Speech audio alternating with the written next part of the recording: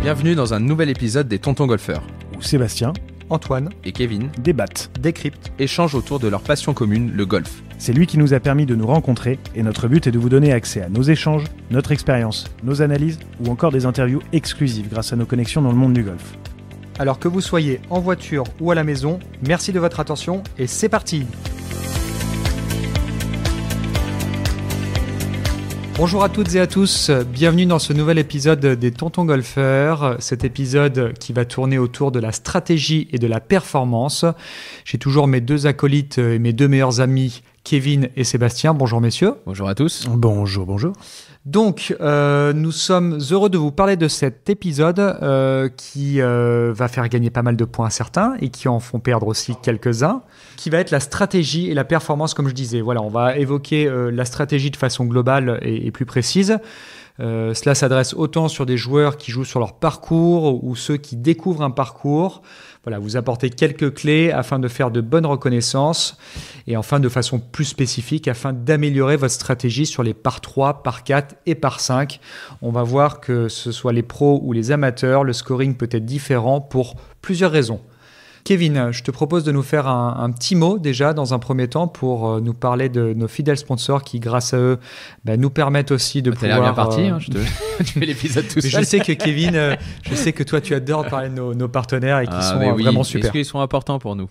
Déjà un petit mot pour Callaway qui nous suit toute l'année, donc merci à eux d'être partenaires des Tontons Golfeurs. Ce qui fait qu'il n'y a plus de stratégie du départ maintenant, parce que vu que le driver a le par loin et tout droit, il n'y a plus besoin de se poser la question. Tu parles avec le nouveau iSmoke ? Exactement, le nouveau iSmoke. Et bien sûr Golf Planet, donc le média qui nous aide, cette plateforme sur laquelle vous pouvez retrouver toutes les actualités golfiques, que ça soit sur l'application qui est gratuite, je rappelle, et sur le site web. Donc merci à eux de leur partenariat avec les Tontons Golfeurs. Toujours aussi parfait, Kevin, sur cette annonce. Merci beaucoup. Alors, on va commencer sur mieux appréhender un parcours, sur votre parcours ou un autre parcours. Toi, par exemple, Kevin, toi, c'est sur quel parcours que tu as le plus joué ? Ça doit être ou Saint-Nom, la Bretèche ou la Boulie. Ok. Ça va le côté snob. Alors moi je ne joue qu'à Chalon la Bretèche ou au RCF la Boulie. C'est vrai que j'ai eu la chance de pouvoir m'entraîner et beaucoup jouer sur des très beaux parcours, que ce soit l'un ou l'autre, c'est des parcours de qualité.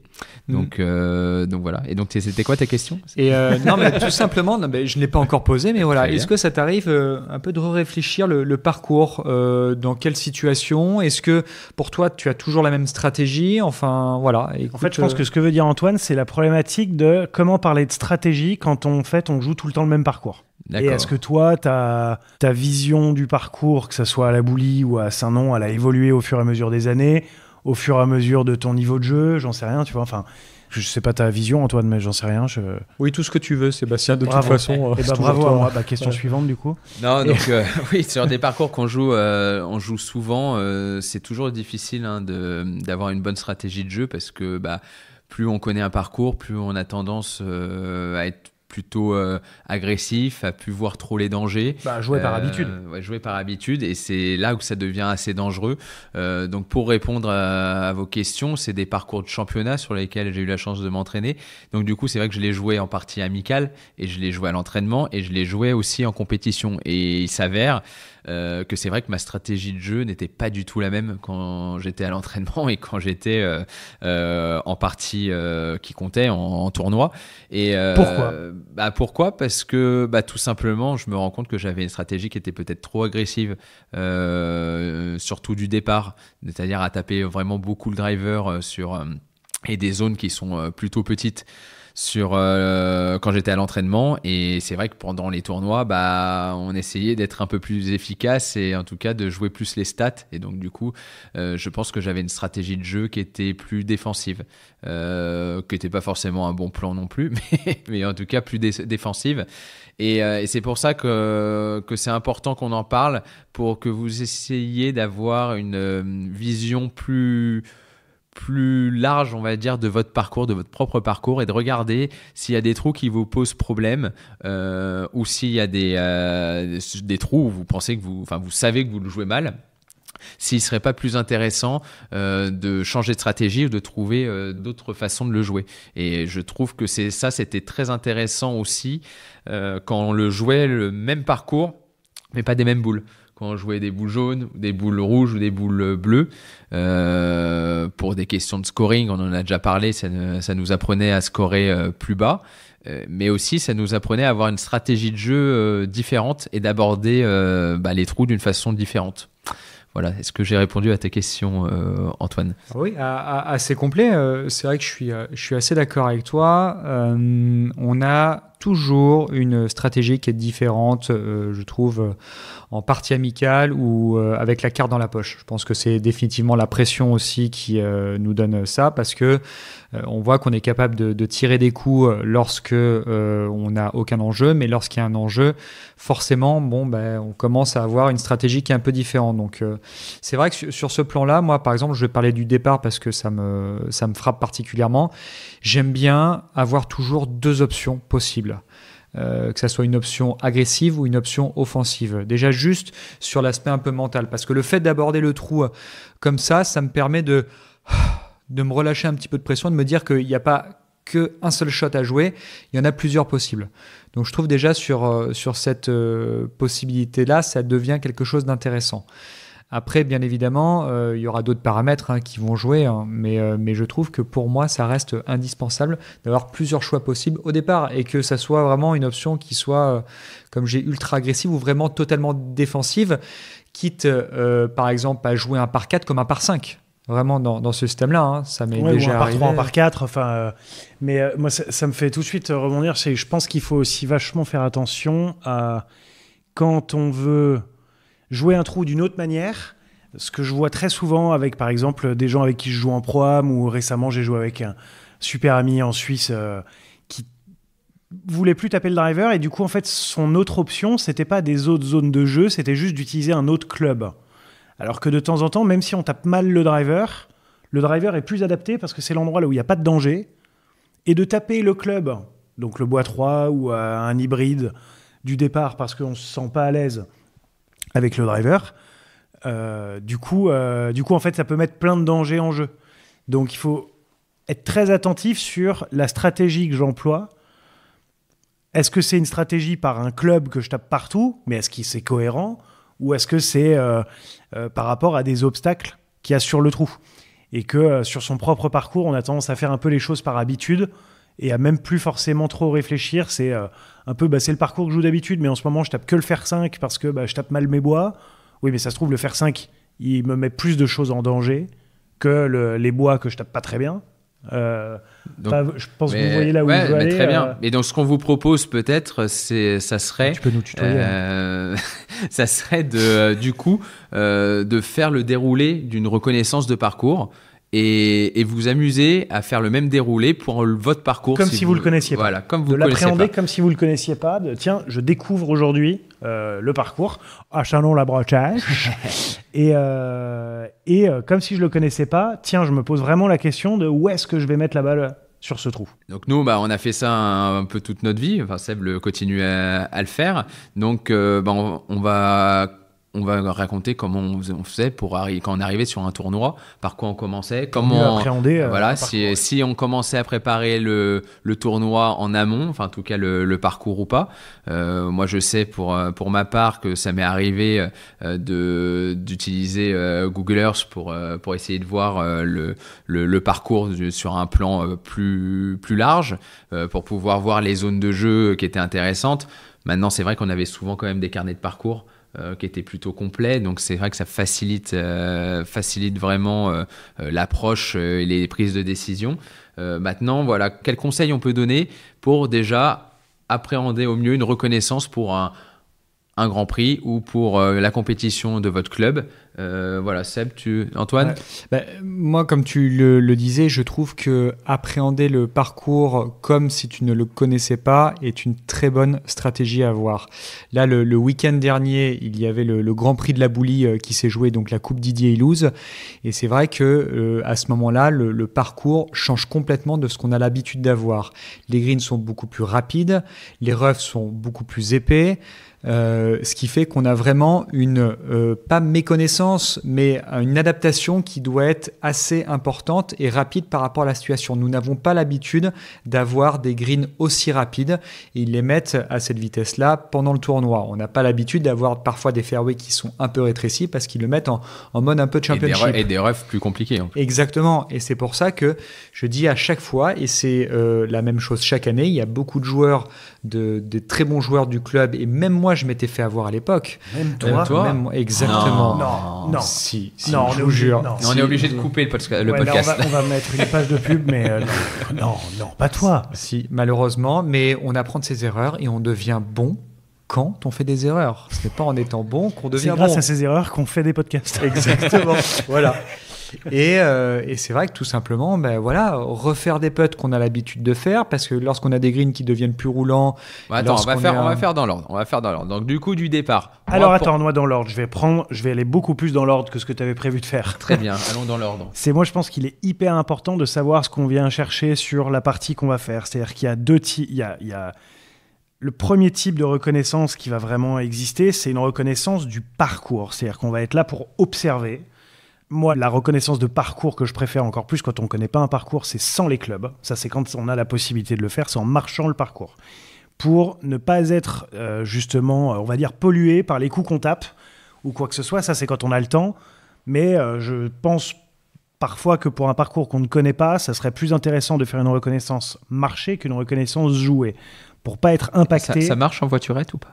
Non, parce on passe pas assez de temps. Moi, je le vois vraiment comme une marche presque un peu spirituelle de connexion au parcours et de justement, j'observe le parcours, j'ai le temps de marcher sur tout le parcours, les roughs de gauche, les roughs de droite, voir un peu chaque bunker, voir les angles que je vais avoir sur le fairway, voir imaginer des positions de drapeau sur chaque green, voir les pentes générales, voir si à gauche c'est mort, à droite c'est mort, mais en fait derrière je suis bien, mais en fait devant ça va pas.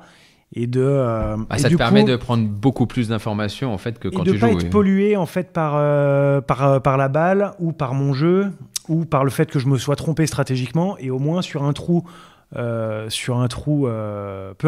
peu importe le trou, du coup je peux réussir, alors aussi avec le carnet, mais même si j'ai pas de carnet, si je pars juste avec un Bushnell ou quelque chose comme ça, de pouvoir avoir une idée de ok, ce trou là, par exemple j'ai 3 zones de jeu différentes parce que le trou tourne un peu, je peux décider de jouer court du virage, je peux dans le virage ou au-delà du virage en coupant par-dessus des arbres, j'en sais rien, je me suis fait un trou fictif dans la tête là, et du coup de me dire ok, la zone qui est avant le virage, elle est à 180, celle qui est dans le virage elle est à 220, et celle pour couper c'est un gros drive que je peux mettre plus loin. Mais en fait ça permet de ok, ça là je suis ok, mais bon là un drapeau fond du green, ça va pas, donc peut-être que pour le drapeau fond du green, en plus je me ferme un peu l'angle, il faut peut-être que j'aille chercher plus loin, mais au moins sans les clubs, c'est plus facile de pouvoir faire ça. Et là on est vraiment dans une reconnaissance du parcours, une reconnaissance du terrain. Et après, une fois qu'on a vu ça, ou si on n'a pas eu le temps de faire ça, on peut essayer de le faire pendant qu'on joue aussi, si on a vraiment besoin. Je pense que la plupart des gens qui nous écoutent on a vont vraiment pas avoir besoin le temps, de jouer. malheureusement. Ouais, mais je trouve que ça serait un bon exercice à faire, ou une bonne balade avec un copain ou quoi que ce soit, en fait, d'aller remarcher un parcours, même un parcours qu'on connaît, mais vraiment toi, t'en penses quoi si on est là, si on n'est pas là. Ça peut être un peu trop pointu pour certains, ou un peu ennuyant, mais moi, je trouve ça vraiment intéressant de faire ça.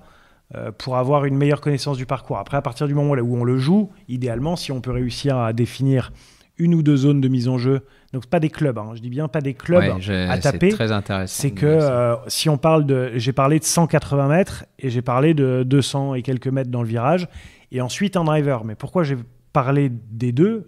C'est-à-dire que le driver, ça veut dire que du coup, j'ai peut-être pas de problème à pouvoir aller le plus loin possible, mais il faut que j'ai une distance minimale qui est quand même assez longue, donc c'est pour ça que je parle du driver. Mais sinon, c'est une zone de jeu à 180. Mais cette zone-là à 180, pour certains, peut-être que ça sera un coup d'hybride un jour parce qu'il y a vent avec, et que le lendemain, ils vont avoir des difficultés. Tu te rappelles sur les tournois sur les îles britanniques, quand on jouait, on faisait des reconnaissances, et au début, nous, on avait l'habitude de jouer avec le club. Donc, je me souviens qu'on me disait, là, c'est driver, là, c'est bois étroit. Et puis, on s'était fait avoir sur plusieurs types de parcours, que ce soit au British ou que ce soit au Brabazon, enfin, tous ces tournois-là. Où, au final, un drive, on mettait le drive le premier jour à la reconnaissance par-dessus le bunker. On savait même pas qu'il y avait un bunker. Puis le lendemain, en fait, il y avait plein vent dans l'autre sens. Et à ce moment-là, le bunker qui était à 170 mètres ou 180 mètres devenait en jeu. et on savait même pas à quelle distance il était.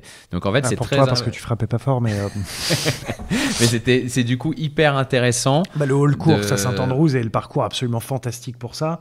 Là où il y a des bunkers qui apparaissent, quoi. Non, mais il y a plein de bunkers. Tu te dis, pop, mais qu'est-ce que tu fais là, toi? Et puis tu te dis vraiment, bon, celui-là, il est pas sympa. C'est vraiment pour les joueurs qui frappent pas très fort. Puis le lendemain, il y a plein de rencontres et tu te dis, je n'ai aucune idée de comment je vais faire pour passer ce bunker, quoi. C'est ça. Donc ouais, c'est hyper important de raisonner comme ça. Moi, le petit conseil que je pourrais donner, si vous connaissez pas le parcours et que vous n'arrivez pas vraiment à visualiser le trou, c'est de mettre le club le plus long. Donc souvent, ça va être le drive. Vous tapez le drive. Ensuite, quand vous arrivez à votre drive, vous vous posez là et vous regardez un petit peu où vous êtes. Vous regardez si c'est une zone qui est plutôt large, si c'est une zone, l'endroit où vous avez joué qui vous semble le plus cohérente ou la plus facile à trouver. Est-ce que c'est une zone qui est nécessaire? Est-ce qu'on a besoin d'aller jusqu'à cette zone-là pour se laisser un coup cohérent pour le green derrière ou pour votre stratégie en fonction de votre niveau? Donc voilà, voir en tout cas de taper le club le plus long du départ et à la limite, si vous avez un doute, taper aussi un club qui vous semble, comme disait Antoine, pour deux stratégies, un club plus safe. Et comme ça, vous savez déjà un petit peu plus ce que vous pourrez faire pour les autres jours. Ouais, parce que le but ultime en fait de cette reconnaissance, c'est de cette redécouverte du parcours, ou de cette marche ou de ce jeu, de ce que vous voulez, c'est de pouvoir en fait simplement identifier des dangers, donc vraiment les endroits là où il faut pas aller, et grâce à ça, ça vous permet ensuite de déterminer des zones de jeu. C'est pas juste ouh là là, il faut surtout pas que je la mette dans l'eau à droite parce que là-bas je suis pas bien. C'est est-ce qu'en fait il y a une zone de jeu à gauche déjà? Est-ce que je peux aller jouer à gauche? Ah ouais, mais à gauche il y a un bunker aussi. Ah bah peut-être que l'endroit qui est en fait coincé entre le bunker et l'eau, bah, c'est absolument pas l'endroit là où il faut se mettre parce que grosso modo, il y a une zone à pénalité à droite et à gauche, si vous êtes mal placé dans le bunker, c'est presque encore comme si c'était une zone à pénalité parce que vous n'allez pas pouvoir trop avancer. Donc ça va être de se dire, bah, peut-être qu'il y a une zone de jeu après le bunker. Ah bah oui, tiens, il n'y a plus le bunker et il n'y a plus l'eau. Ou avant, ah ouais, avant, parce qu'au moins je suis sûr de passer le bunker alors que je suis pas trop sûr de passer le bunker avec un coup long. Ah bah tiens, je vais peut-être jouer plutôt court et du coup je peux jouer dans l'axe du bunker qui n'est pas du tout en jeu par rapport à ma distance. Je joue plus à gauche parce que du coup, bah, je joue plus loin de l'eau. Et en fait, j'ai pas un coup si long que ça pour le green après. Et ben, peut-être que sur ce trou-là que je viens de décrire, il y a deux zones de jeu, mais que celle qui est après le bunker, elle n'existe que s'il y a vent avec. C'est ça. Et pensez bien à prendre, vous avez les jumelles en plus la plupart du temps, pensez bien à prendre les lèvres de bunkers que vous voyez pour essayer de voir si c'est des bunkers qui potentiellement vous pouvez passer ou pas. Et effectivement, la stratégie, entre guillemets, la plus simple au début quand vous ne connaissez pas, c'est vraiment de prévoir de jouer soit avant, soit après ces bunkers. Et bunkers mais pas dedans, dans le bunker. Pas non, dedans, pas mais dedans. en tout cas, de ne pas jouer un coup en disant « Ah, bah, je vais essayer de passer entre les deux ». Voilà, plutôt de jouer des stratégies avant, après. Et après, vous pouvez évidemment adapter. Puis parfois, on n'a pas le choix de jouer entre deux bunkers, mais c'est vraiment important. Et pareil pour l'eau. Si jamais vous pouvez voir la fin de l'eau, je veux dire, est-ce que j'ai un club qui me permet de, en fait, exclure cet obstacle totalement de l'équation? 9 fois sur 10, parce qu'il y a toujours des coups très mauvais qui peuvent arriver dans une partie de golf, où il y a aussi toujours eu des coups un peu énigmatiques, on comprend pas trop pourquoi est-ce qu'elle fait ça, mais bon, elle fait ça. Donc le 7, 8, 9 fois sur 10, en fonction de votre niveau, si je joue dans cet axe-là, je suis tranquille, je peux pas la mettre dans l'eau. Donc, si je résume bien pour vous, messieurs, et je vais être d'accord avec vous, c'est identifier des zones. Que ces zones fassent 20 mètres de long sur 40 mètres de large, 70 mètres de long sur 15 mètres de large, mais on est vraiment sur une identification de zone par rapport qui passe souvent par l'identification des dangers. C'est souvent parce qu'on a identifié les dangers qu'on peut réussir à en déduire des zones de jeu évidentes. Et c'est vrai que, comme tu le disais tout à l'heure, Seb, le fait de marcher parfois et de se retourner, de regarder vers le départ, je crois qu'on ne prend pas assez conscience de ça. Et c'est vrai que je vous encourage, lorsque vous serez sur le parcours, à faire cet exercice parfois, à juste vous retourner vers le départ, à regarder l'endroit dont vous avez tapé et parfois vous déplacer à gauche ou à droite sur le fairway ou même dans le rough. Moi, je trouve que c'est encore plus parlant du green, ça. Ouais, de l'entrée du green. Ouais. Je trouve, c'est bien l'entrée sûr, du mais green que je me retourne le plus. c'est important de le faire, je pense, tu vois, de tous les 20-30 endroits. mètres plus loin que là où tu peux mettre ta mise en jeu la plus longue. Ouais, je trouve que ça te permet, de toute façon, de plus tu te mets loin, plus tu as un plan large de la situation. Donc là, sur les mises en jeu, grosso modo, c'est ça. Identifier les dangers. Une fois qu'on a identifié les dangers, voir les zones qui peuvent s'en dégager. Il peut y avoir une zone agressive, une zone défensive. Et à partir de là, on a 2 zones avec 2 zones ou 3 zones. Et après, en fonction d'autres conditions, les conditions climatiques, la condition du jour, ça peut être un club ou un autre. Mais le club vient condition derrière. du parcours aussi, la position de drapeau peut faire changer une zone. Et notamment aussi par rapport à des parcours que vous connaissez déjà bien. Et vous avez déjà remarqué qu'il y a en hiver, ça roule moins, en été, ça roule plus. Donc en fonction aussi des conditions du parcours, comme tu disais. Il n'y a plus de saison, donc on peut plus s'adapter. Ensuite, on engage sur la deuxième partie. Donc, une fois qu'on est dans cette zone qu'on a définie, on est dedans, on l'a touché, bravo. Alors, à vous. pour bien tu vas un tout petit peu trop vite par rapport à ça. Kevin, il veut juste mettre la balle dans le trou rapidement. Ouais, il a envie d'aller péter grâce au conseil qu'Antoine Schwartz, son coach, lui a donné. Mais parce que moi, je suis déjà au bord du green, en fait, là, après le drive. Donc... mais du trou d'à côté. Non, c'était par rapport à une fois qu'on a identifié le parcours, ce qui va être intéressant, c'est de mettre son calque. Donc, c'est-à-dire que tous les 3, si on joue un parcours, on va tous les 3 jouer le parcours de manière différente. Alors que si ça se trouve, on va jouer des zones qui sont pas si éloignées que ça les unes des autres. Donc ça, c'est pourquoi est-ce qu'on va pouvoir aller mettre notre patte dans la stratégie. C'est par rapport à la connaissance qu'on a de notre jeu, la connaissance qu'on a de nos distances et de nos trajectoires préférentielles. Il y a peut-être des trous sur lesquels je vais être beaucoup plus agressif que vous parce que je manie un peu mieux la balle de droite à gauche. Et puis vous qui aimez un peu plus la travailler de gauche à droite du départ, peut-être que vous, c'est une zone de jeu qui vous plaira pas du tout et qui vous intéressera pas. Et puis ça sera sur d'autres trous que vous jouerez des zones plus agressives que moi. Enfin... Ouais, alors après, tu peux adapter effectivement à toi. Après, si c'est toi qui as défini ces zones de jeu, dans l'absolu, tu as plus ou moins déjà défini dans ta tête que les zones qui existaient pour toi ou pas. Tu vois ce que je veux dire ? Ouais, alors moi, j'essaie d'être très généraliste, justement à cause des positions de drapeau qui changent, de mon niveau de stress que je peux avoir sur le départ d'un trou, de l'état du parcours, enfin du vent, de tous ces petits paramètres qui changent. Moi, quand je fais une reco, j'essaie vraiment d'avoir...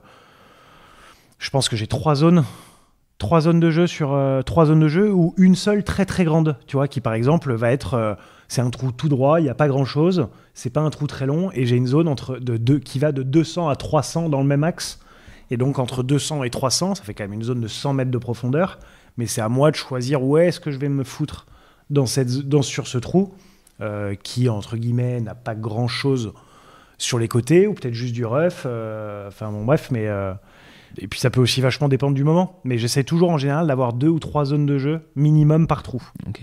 Est-ce qu'on peut aller plus vite maintenant et aller au deuxième coup ? Maintenant on peut accélérer. Deuxième coup, effectivement le deuxième coup, plusieurs façons de l'aborder. Ça peut être le deuxième coup sur un par 5, le deuxième coup sur un par 4, aussi le deuxième coup sur un par 3. Ça on va donner aussi quelques exemples spécifiques. Mais par exemple... ce qui peut être intéressant, c'est aussi de se laisser en deuxième coup une distance que vous appréciez avec un club. Donc tout ça, ça va vous demander celle que vous détestez le moins. Voilà. Vu sous cet angle, ça peut être intéressant.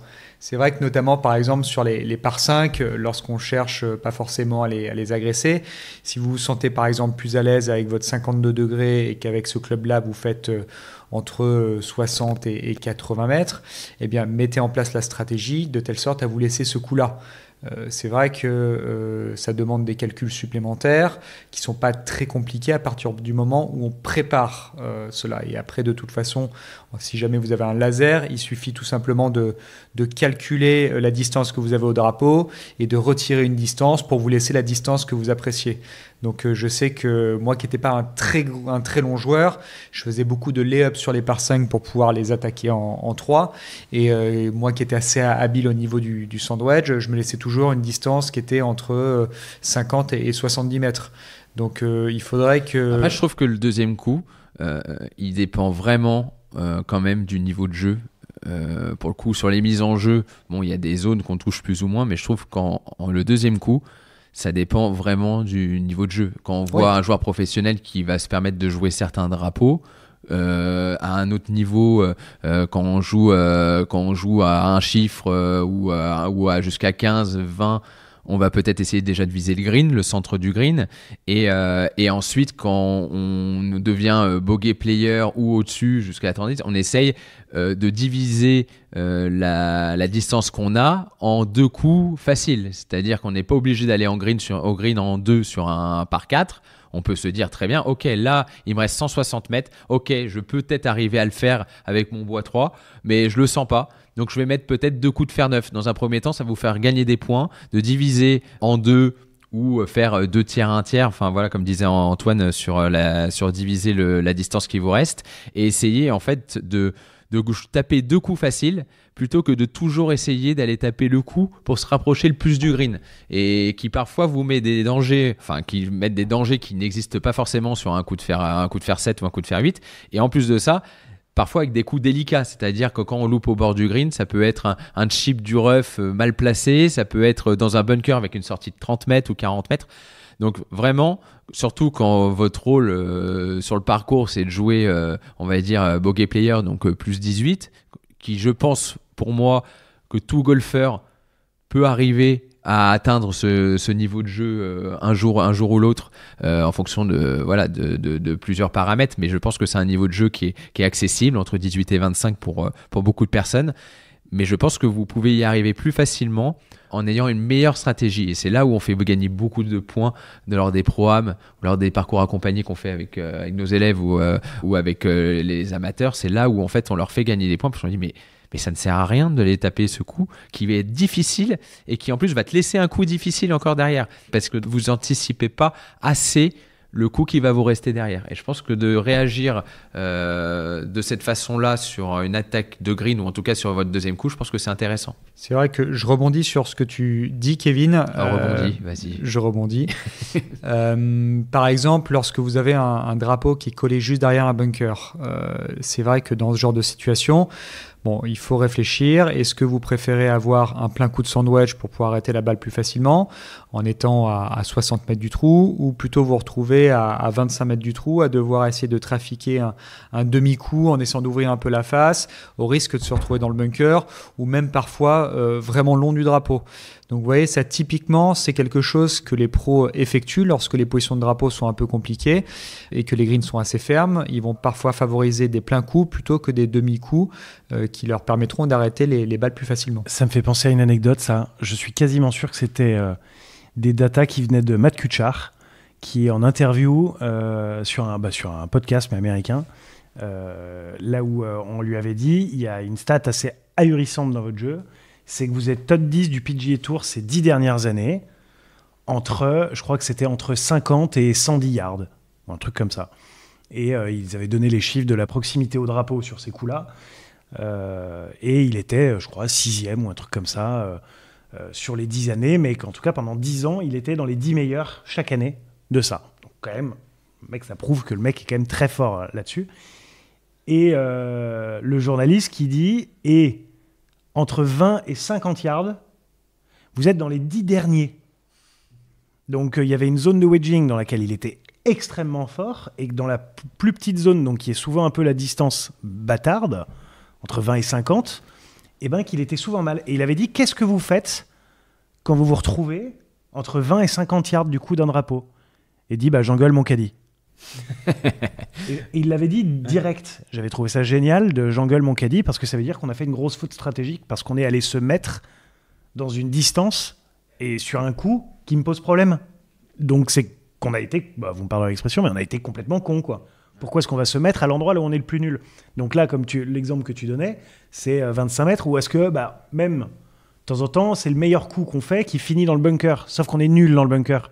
Donc pourquoi aller se foutre dans le bunker alors qu'on aurait pu rester 60 mètres court du green et avoir un coup qui nous porte... et puis jouer deux coups faciles. Qui nous donne confiance. Et joue deux coups faciles en plus. Ouais. Donc je pense... Et là, on a souvent la réponse de « Ah ouais, mais ça me fait kiffer de taper un bois 3 vers le green. » Ouais, mais ça, je suis tellement d'accord. Et de dire « Oui, mais elle a fini dans l'eau, c'est pas drôle. » C'est drôle. C'est drôle. Elle était vraiment pas mal prise. Ouais, c'est drôle si t'as une chance de le réussir. Et après, t'as les têtes brûlées aussi. Hein, papa, si tu nous écoutes. Ça fait 10 ans que je lui dis « Arrête de jouer les entrées de green. » Si le drapeau, il est à 35 sur le green, tu vas avoir un putt de 35 mètres, tu vas faire 3 ou 4 putts. Donc avec un bon coup, en deuxième coup, tu vas te retrouver dans une situation là où tu peux faire 4 putts. Avec tout ce que tu racontes sur tes parents à chaque podcast, ils vont plus pouvoir se montrer sur un golf. C'est lui le monsieur qui joue les entrées de green. C'est elle la dame qui n'avance pas avec son bois 3. Oui, n'en remets pas une couche, s'il te plaît. Et à chaque fois, je lui dis, mais va plus loin sur le green, le drapeau il est à 35 mètres. Et c'est souvent la réflexion de mais j'ai pas envie d'aller derrière le green. Mais très souvent, on fait pas trop la différence entre une entrée de green et 10 mètres sur le green et 20 mètres sur le green et 30 mètres sur le green. Et surtout qu'il faut quand même savoir que j'ai pas la stat, mais je vais dire 90% des coups de golf sont loupés courts. Si je sais pas, même c'est que t'as pas la plus... stat. Non, j'ai dit ça vraiment au Donc hasard. ça doit mouiller. Non, mais ici, on est précis. Je pense que ça peut être plus que ça. Ici, mais on est on va précis. peut-être enlever les tops, mais sinon tous les coups sont loupés courts. Et en fait, on a dans notre calcul, on prend tout le temps la distance la plus courte qu'on veut faire. C'est-à-dire qu'on prend le drapeau quand il est entré de green. Mais déjà, si on jouait un milieu de green sur un drapeau qui est court, on a déjà plus de chance. C'est-à-dire qu'un coup moyen va être au drapeau, un coup qui est plutôt bon va juste être un peu long, mais on sera sur le green. Ça a du sens pour des drapeaux au fond de green, parce que souvent derrière les greens, on n'est pas super bien, donc ça peut avoir du sens. Mais c'est vrai que quand vous loupez, forcément c'est parce que vous n'avez pas forcément touché la balle super bien, donc ça arrive souvent que ça soit par un loupé qui se retrouve être court du green. Et on rate souvent court à droite et long à gauche. Ouais. Moi, c'est pour ça que par exemple, moi dans mes reconnaissances de parcours, quand je fais des chips d'entraînement, je fais quasiment jamais de chip. Attends, tu vas trop vite, Sébastien. Attends, Non. Tu vas trop vite. Non, mais Alors. sur mes deuxièmes. Alors, je vais trop vite, mais je termine ma phrase. Je fais jamais de chip court à gauche et jamais de chip long à droite. Parce qu'en fait, c'est des zones là où je vais jamais me mettre. Si je rate à droite, c'est souvent avec un coup qui est trop court. Et si je rate à gauche, c'est souvent avec un coup qui allait un peu plus loin que ce que je voulais. Et est-ce que tu peux nous dire pourquoi c'est long à gauche et court à droite ? Souvent, quand je rate. Pas pour toi, pour tout le monde. Ça doit être des questions de contact dans la face et de dynamic loft et de spin. Ouais, c'est une question de spin. C'est une balle qui est coupée. En général, à droite, génère plus de spin et donc du coup va moins loin. Et une balle qui est à gauche, c'est plutôt une balle qui est drawée, qui a du coup moins de spin et va plus long. Donc voilà, c'est pour la petite info. Je vais pas trop vite, donc je te laisse reprendre les rênes. On a joué les deuxièmes coups. N'oubliez pas, alors là je parle pour les reconnaissances, n'oubliez pas de faire quelques coups du rough. Très souvent, on fait des reconnaissances, on se remet la balle au milieu du fairway, on tape. C'est là où je voudrais être. Je veux voir quel coup il va me rester.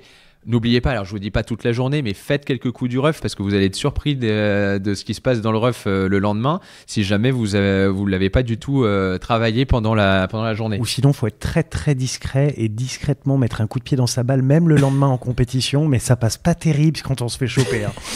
Non, mais n'hésitez pas surtout aussi à ne pas la layer parfaitement dans le rough. C'est-à-dire enfoncer là, dropper là, exprès pour faire comme ça, parce qu'il y a beaucoup aussi. Mettez là dans le bunker 10 mètres devant vous. Et effectivement, au niveau stratégie, parce que là on allait aller au green, mais on a parlé de quand on était sur le fairway, mais quand on est dans le rough, ou quand on est mal placé, ou quand on est dans les arbres, stratégiquement, essayez aussi de trouver toujours comment vous allez pouvoir taper le coup d'après dans une meilleure position que celle dans laquelle vous êtes actuellement. Donc ça veut dire souvent du fairway, d'essayer de la taper du fairway. Donc parfois ça peut être se recentrer à l'horizontale, parfois ça peut même être en arrière, parfois vous avez une petite fenêtre, vous pouvez avancer au milieu des arbres. Parfois dans le rough vous n'êtes pas si mal, mais ça peut être vous êtes obligé de mettre un coup de sandwich pour vous recentrer et avancer. Tellement de points perdus de personnes qui font 2 coups de recentrage sur le même trou. Ouais.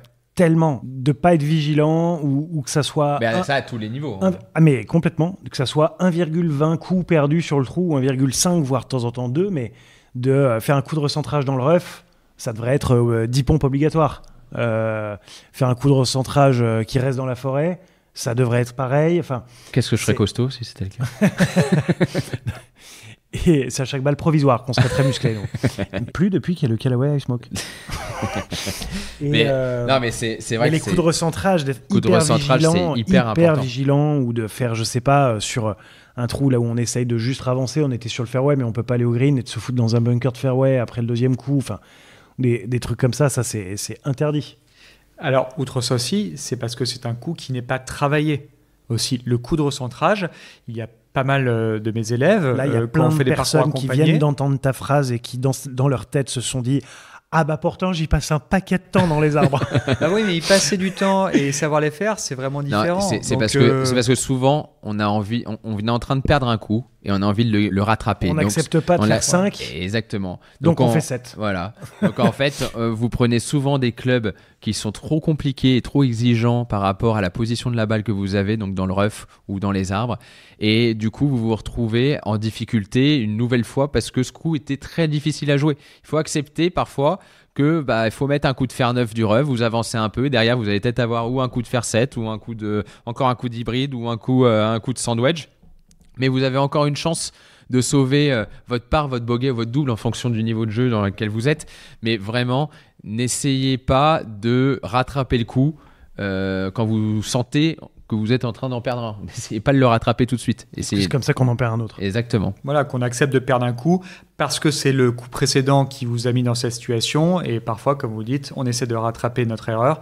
Des qu'en essayant de la rattraper, on double la perte des points. Donc, effectivement, essayez d'être vigilant sur ça. On parle quand même des drapeaux. Non. Des drapeaux, donc sur le deuxième coup, au deuxième coup, ou troisième coup, ou quatrième coup, peu importe où vous en êtes, à partir du moment où vous jouez un drapeau, qu'est-ce qu'on regarde? Comment on fait? Qu'est-ce qu'on choisit? Alors, je vais commencer parce que ça me parle. Moi, je trouve que lorsque j'attaque un drapeau, alors il va y avoir plusieurs choses à voir. Mais la première chose que je vais regarder, effectivement, c'est où le drapeau est positionné par rapport au danger qu'il peut y avoir. D'accord ? Si par exemple, le drapeau est collé à 5 mètres de la droite et dans cette partie droite, il y a un bunker, bien évidemment, en fonction de la distance que je vais avoir, je ne vais pas forcément jouer le drapeau. Si j'ai un coup de 120 mètres, 130 mètres avec un drapeau qui est positionné à droite, je vais plus privilégier la partie gauche du drapeau pour pouvoir avoir un coup qui est safe plutôt qu'essayer d'être un peu trop agressif. Je vais être également vigilant de la pente qu'il va y avoir autour du trou. J'aime bien me laisser le putt le plus simple possible. Donc moi, celui que je préfère, par exemple, c'est le putt en montée droite-gauche. Donc je vais toujours essayer de trouver, lors de mes reconnaissances, en fonction de la position de drapeau, où va être le putt en montée droite-gauche. Et en fonction de ça, je sais où je vais devoir attaquer. Bien évidemment, si dans l'exemple que je vais vous donner, le drapeau est collé à 5 mètres du bunker à droite et que le putt en montée droite-gauche est à droite du drapeau, dans cette situation-là, je pense qu'il faut avoir un peu plus de réflexion et de se dire que ok, je vais viser à gauche, je vais pas avoir peut-être le putt le plus simple, un putt un peu en descente, mais je préfère être dans cette situation plutôt que de prendre le risque d'attaquer le drapeau et de me retrouver dans le bunker où cette sortie devrait être un peu compliquée. Donc pour moi, il y a vraiment deux choses qui sont importantes de mon côté, c'est la position du drapeau par rapport au danger et ensuite se laisser le putt le plus simple pour vous. Moi, j'ai deux choses à dire là-dessus. La première, c'est une petite anecdote. Quand on était au pôle avec Seb, on nous avait fait faire des parcours. On était tous des joueurs de haut niveau. On nous avait fait faire 18 trous le matin sans drapeau et les 18 trous avec le drapeau l'après-midi. Donc ils avaient retiré tous les drapeaux du parcours et on s'est dit attends, sans drapeau, comment on va faire, etc. Et en fait, il s'avère qu'on avait pour la plupart fait quasiment des meilleurs scores sans drapeau qu'avec les drapeaux. Tu te rappelles qu'on avait sur certains trous, on se disait bon allez, il est large le gris. Allez, je parie qu'il est à gauche le drapeau. Et là tu te retrouves à gauche et t'as 30 mètres de putt parce qu'il est à droite. Et c'est arrivé d'avoir ça, d'avoir 30 mètres de putt, mais c'est aussi arrivé d'avoir 1 mètre en sachant pas où était le trou. Ouais, donc ça, et on parle de ça, on était quand même déjà à haut niveau. Donc en fait, en jouant les greens, en prenant juste les greens, en enlevant totalement de l'équation les drapeaux, on faisait quasiment des meilleurs scores que quand on les voyait. Et vous jouiez du coup les milieux de green à chaque fois ? Ouais, on voyait rien. Sauf milieu green et une ou deux fois. Sauf quand tu commences à voir. Et donc j'en viens à la deuxième chose que j'ai à dire. On jouait le drapeau quand on le voyait. Enfin, le trou quand on le voyait. Et je trouve que c'est une bonne règle en fait. C'est qu'à partir du moment où tu vois visuellement le trou, c'est que peut-être tu as une distance où tu peux commencer à te dire je vais le jouer. Et donc c'était assez drôle parce que du coup parce que Kevin était myope, donc du coup même dans les bunkers de green il jouait le milieu des greens. mais du coup je trouve que c'est une bonne règle. Vous pouvez vous dire à un niveau, à plusieurs niveaux en tout cas, tous les niveaux, vous dire que tant que vous voyez pas le gobelet du trou, vous le jouez pas, donc vous jouez un milieu de green. Et je peux vous dire que vous allez faire des meilleurs scores que si vous jouez des drapeaux. Parce que la problématique, c'est quand vous jouez un drapeau et que vous loupez du mauvais côté, comme disait Antoine tout à l'heure, vous vous retrouvez avec des mauvais chips, avec des chips compliqués, avec des putts compliqués, des coups que vous savez pas forcément faire, et c'est le début des problèmes. Donc déjà, d'essayer de jouer des milieux de green toute la journée, tout le temps, vous allez voir que, et peu importe le club, si c'est votre 3e ou 4e coup, vous allez voir que vous allez vraiment progresser.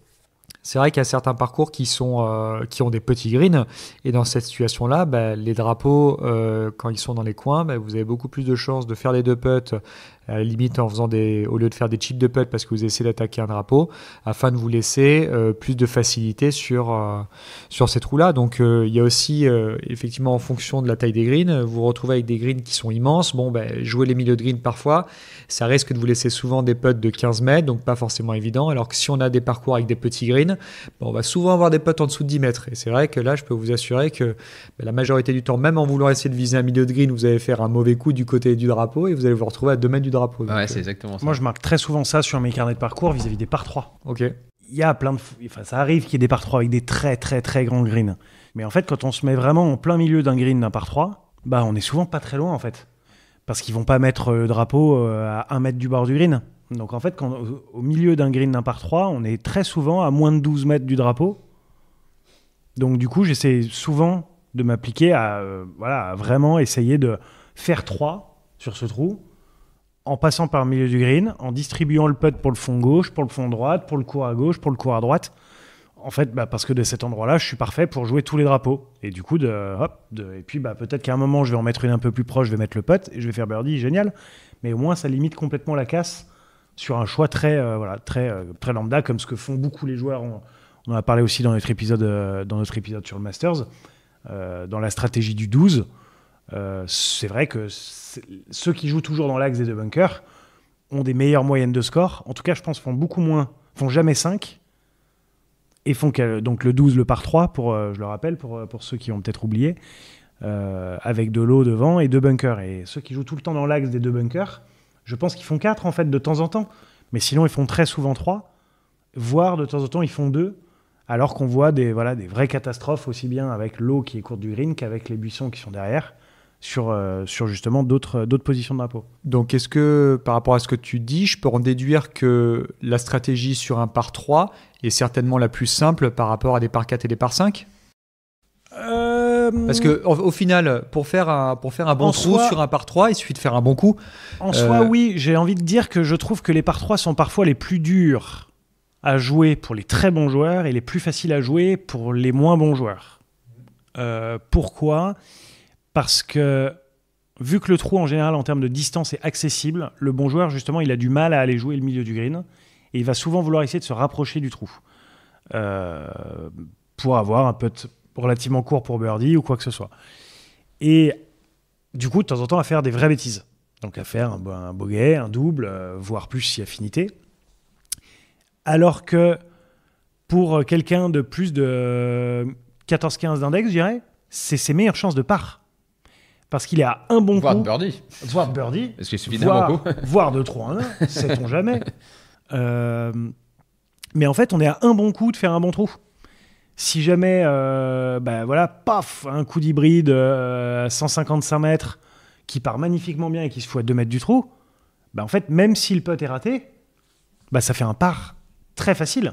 Ce qui va être forcément beaucoup plus compliqué sur un par 5 si jamais quelqu'un qui est un amateur qui frappe déjà une distance très correcte, disons de 200 mètres, et qu'il a tapé un drive de 200 mètres, en général, il lui reste encore 250 mètres à jouer.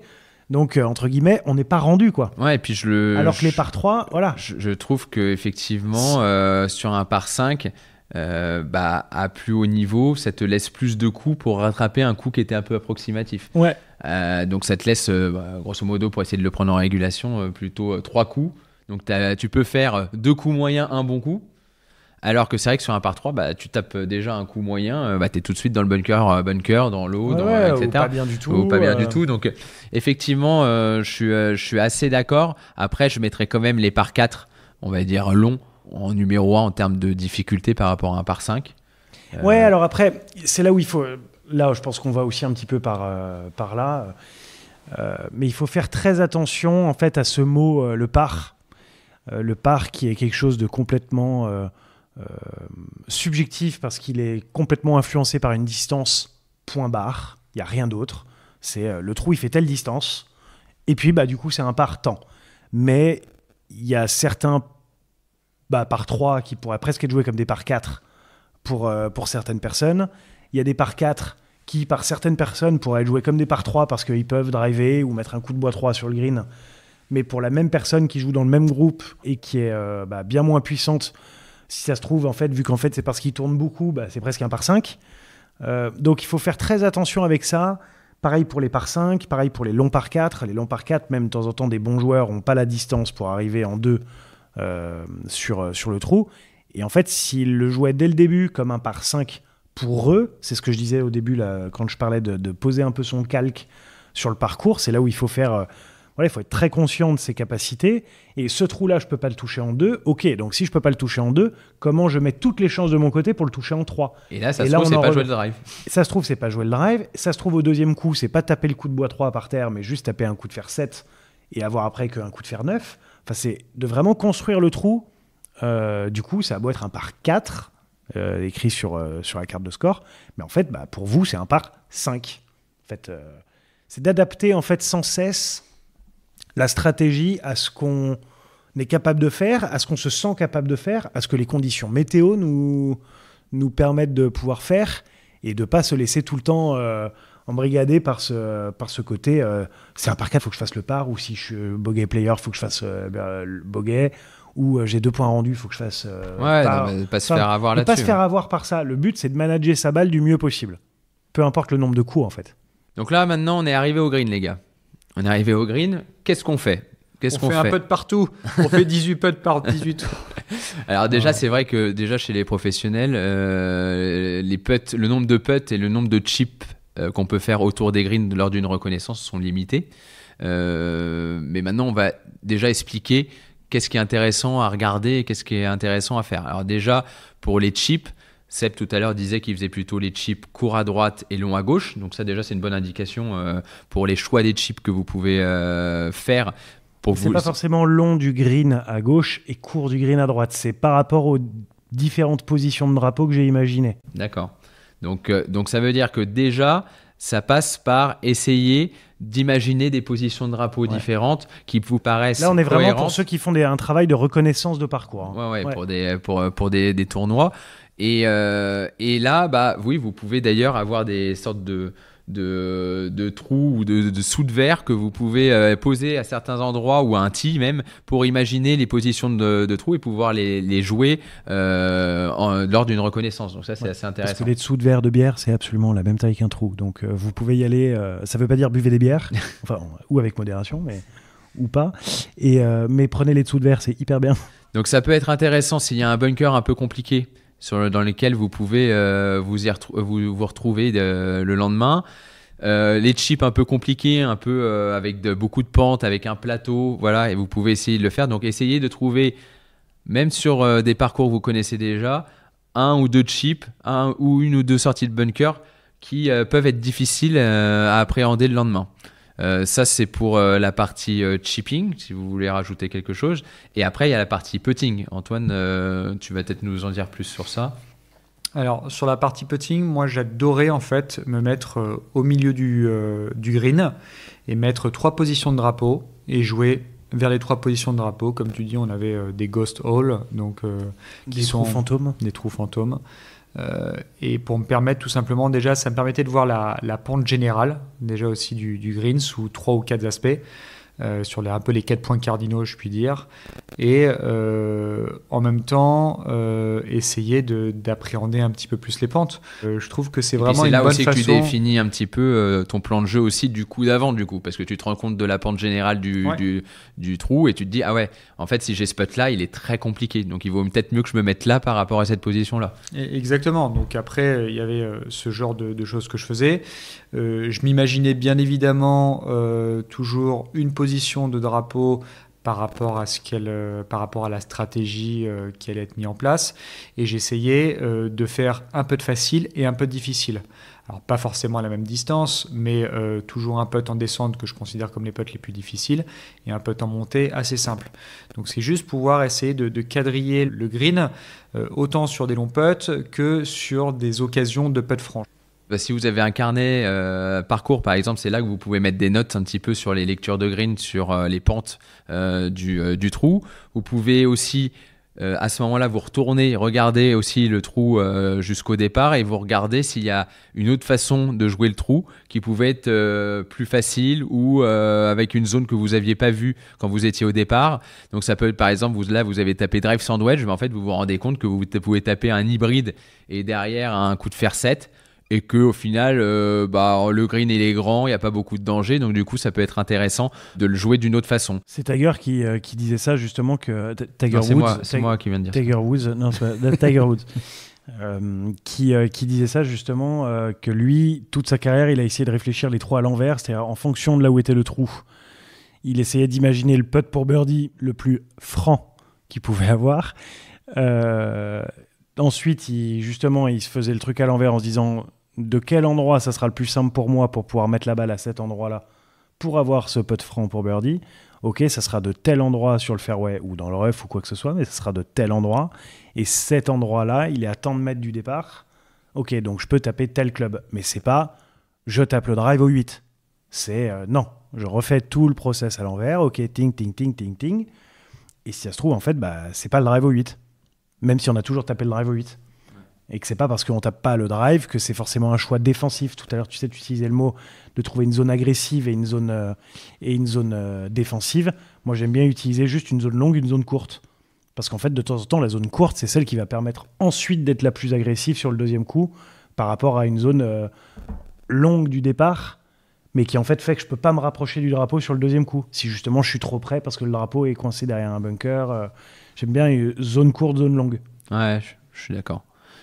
Après, c'est vrai que c'est pas évident à tous les niveaux parce que vous avez pas toujours la position de drapeau quand vous jouez. Alors dans les golfs, il y a quand même souvent ça peut être par un code couleur, ça peut être un code de numéro qui vous disent si c'est plutôt des positions, enfin où se trouve à peu près, dans quelle zone du green se trouve la position de drapeau. À la Boulie ou à Chanon-la-Bretèche, oui, mais pas dans tous les golfs, Kevin. Il n'y a pas les positions 4, position du mardi, position... La stigmatisation. C'est fermé le mardi. Pardon, il y a des jours de fermeture. Alors, c'est effectivement, donc c'est sûr que c'est pas évident pour tout le monde de mettre en place une stratégie par rapport au drapeau, mais au moins du coup, le drapeau, comme on le disait quand il n'y a pas de drapeau, le drapeau c'est le milieu du green. Voilà, vous jouez le milieu du green. Et si vous connaissez pas le trou, vous avez marché le parcours la veille, donc tout va bien. Petit tips aussi, si jamais vous ne connaissez pas le parcours et vous êtes obligé de faire un score le jour même. Donc nous, ça peut nous arriver par exemple sur des pro-am où on est obligé on essaye de bien jouer sur un parcours qu'on ne connaît pas, mais on n'a jamais fait le parcours. Petit tips, c'est de jouer où vous voyez et jouer ce qui vous paraît le plus que vous voyez. Vous ne commencez pas à tenter des zones qui sont approximatives où vous imaginez. Assurez-vous que le trou il tourne bien à droite, parce que de temps en temps on croit que ça tourne à droite et en fait ça tourne à gauche. Donc Non, mais de jouer des zones plus courtes, des zones que vous voyez, et vous inventez pas une vie à essayer d'imaginer comment est le trou. Après, c'est vrai qu'il y a maintenant il y a aussi avec si t'as pas de carnet de parcours, tu peux avoir les montres quand même connectées. Tu sais que Google Earth, moi j'ai tout sur les parcours que je connais pas. Quand je fais mes recos à pied, si j'ai pas encore le carnet de parcours ou quoi que ce soit, j'ai toujours utilisé Google Earth pour voir à quoi ça ressemblait. Ouais. Non, mais c'est vrai. Et même Google Maps en vision satellite maintenant, là, c'est hyper sympa. Et c'est vrai que sur les montres, maintenant, tu as le dessin des trous, et c'est vrai que c'est assez pratique. Tu peux même appuyer à un certain endroit pour voir la distance que tu as à faire pour aller à ce point-là et la distance qui te reste derrière. Donc, tu as un caddie, en fait. Ouais, tu as un caddie connecté. Donc ça, c'est hyper cool. Donc ces montres, elles sont quand même super utiles pour pouvoir faire sa stratégie de jeu et son plan de jeu en live sans avoir forcément le carnet de parcours, la position des drapeaux, tout ça. Il y a aussi des voiturettes de temps en temps à l'étranger, surtout où ils ont les GPS. C'est vachement sympa ça, tu vois. Je trouve pendant les stages qu'on fait avec Antoine, là on a eu la chance d'avoir des voiturettes avec les GPS, et c'est vrai que pour expliquer la stratégie de jeu aux élèves avec qui on est, c'est vachement bien parce que tu leur montres et eux ils disent il y a combien pour cet endroit, mais je dis non, attends, regarde, on met le doigt à cet endroit là, tu vois, si t'es là il va te rester tant, et là pourquoi je mets mon doigt là, parce qu'il y a le bunker qui est ici, donc je veux pas le mettre en jeu, et donc ça leur explique vachement bien le plan de jeu et la stratégie, et ça c'est valable à tous les niveaux. On se fait un petit bilan de comment du départ jusqu'au green. Je vais commencer tout simplement comme je disais, c'est qu'il ne faut pas Pas la négation, sois positif, Antoine. Il faut. Alors il ne faut pas. Il faut. J'aurais Non, dû. il faut, c'est trop. Non, c'est trop dur, c'est trop. Non. Faites mieux que Donnez-vous ça. plusieurs choix depuis le Voilà, départ. Antoine, ça, c'est positif. Donnez-vous plusieurs choix depuis le départ afin de pouvoir vous libérer de la tension, pouvoir aborder un trou sereinement. Si vous n'avez qu'une solution, malheureusement, vous allez voir que ça sera beaucoup plus compliqué que si vous en avez plusieurs. Donc depuis le départ, améliorez votre champ de vision et essayez d'avoir plusieurs zones à jouer. Ouais, on définit les dangers. Donc en 1, on définit on les définit les dangers pour pouvoir définir des zones de jeu. Des zones de jeu. Ok. Selon nos capacités. Bien sûr, ça vient de la bonne connaissance de soi. Ouais. Ça, c'est extrêmement important parce que la stratégie que vous aurez ne sera pas forcément la stratégie de quelqu'un d'autre. Donc, chacun a sa propre stratégie par rapport à sa connaissance de soi. Ouais, ensuite, sur les attaques de green, on va dire, plus que sur véritablement des deuxièmes coups. Donc, les attaques de green, en espérant qu'il n'y a pas eu trop de coups entre la mise en jeu et les attaques de green. Mais sur les attaques de green, on va dire, quand on ne sait pas, on joue un milieu green. Ouais. Et en fonction de notre niveau, on peut essayer de commencer à, ok, je joue un peu plus vers le fond, je joue un peu plus, mais en tout cas d'être très alerte sur où est le drapeau et où est-ce que je vais toujours être bien en mettant ma balle, plutôt que de simplement bêtement jouer tout le temps vers le drapeau et de se retrouver de temps en temps dans des situations complètement incongrues. Donc de jouer en priorité les centres de green, se mettre la petite règle que tant que vous voyez pas le gobelet du trou, vous jouez pas le trou. Ça peut être le drapeau. Donc ça peut être intéressant. Ensuite, autour des greens et sur le green, petit bilan de ce qu'on a dit. Un chip court à droite, un chip long à gauche. Ça, dans une partie de reconnaissance, c'est l'idéal. Ouais. L'idéal, essayer de voir vraiment, on va dire, de définir la zone morte. Il y a des zones là où on sera toujours pas bien et il y a des zones là où on sera toujours bien aussi. Donc voilà, définir une zone où si jamais vous vous retrouvez dans cette zone, vous êtes plutôt bien. Et une zone qui est interdite, ça peut être long à gauche, le court à droite, peu importe, une zone interdite. Donc une zone où vous êtes bien, une zone où c'est interdit.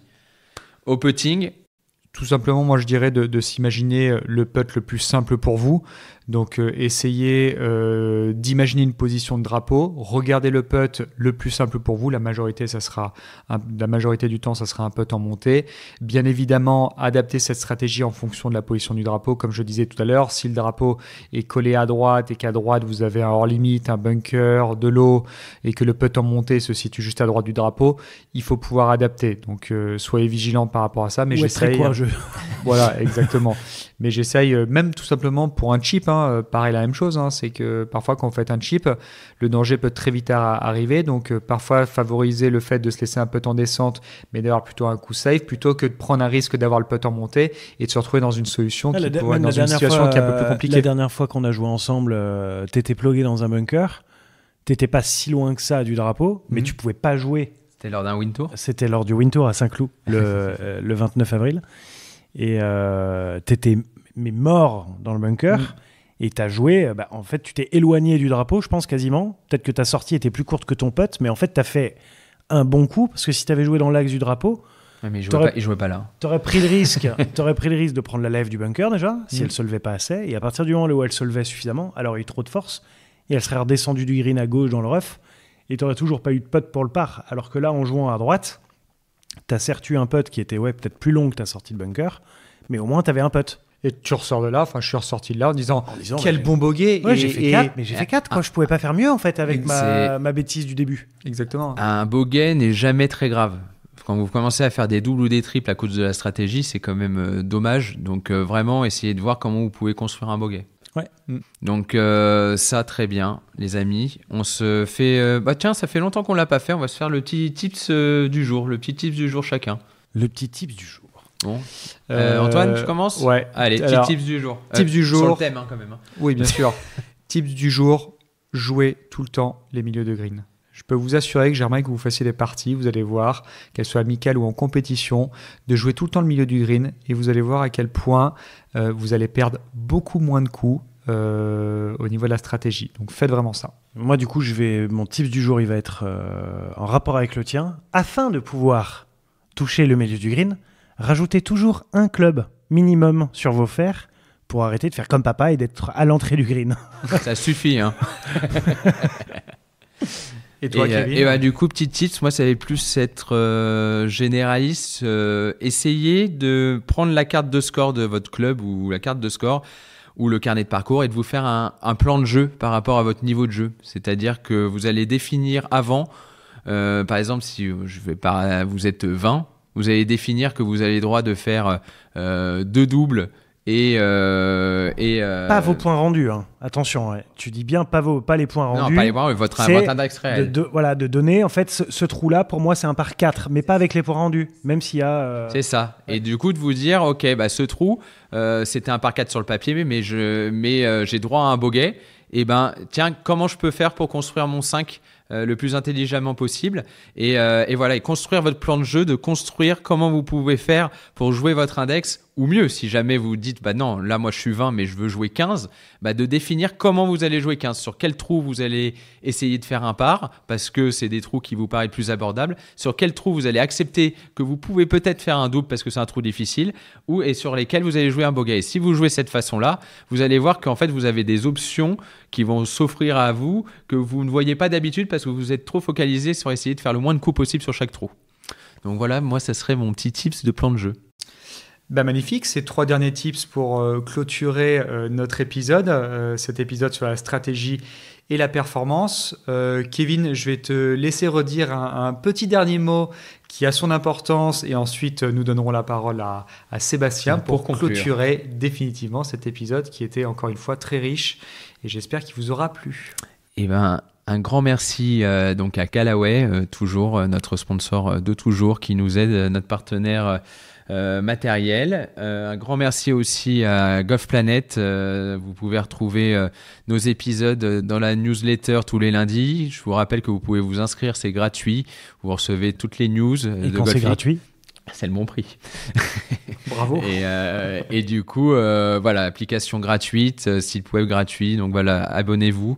C'est très sympa. Vous recevez toutes les news et surtout, vous recevez les épisodes des Tontons Golfeurs quand ils sortent. Le petit gratuit, c'était le bon prix. C'était pour la fine équipe. Vous connaissez pas, mais moi, je connais.